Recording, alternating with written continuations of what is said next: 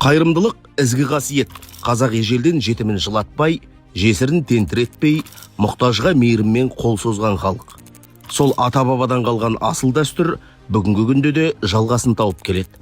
Оның жарқын мысалы Қазақстан мұсылмандары діни басқармасының бастамасымен құрылған зекет және қайырымдылық қоры жүзеге асырып жатқан ел үлесі пәтерге атты жоба. 2018 жылы басталған жоба аясында 835 адамға баспана сыйлаған. Қор директоры Мақсатбек Қайырғалиевтің айтуынша, жоба әсіресе көп балалы аналарға, асыраушысынан айырылған жандарға, жағдайы төмен отбасыларға үлкен көмек беріп келеді. Ел үлесі пәтерге қазақтың асар дәстүрінің заманауи үлгісі. Мұнда әркім шамасына қарай қаржылай үлес қосады. Ал сол қаражат бірігіп, мұқтаж жанға баспана болып оралады.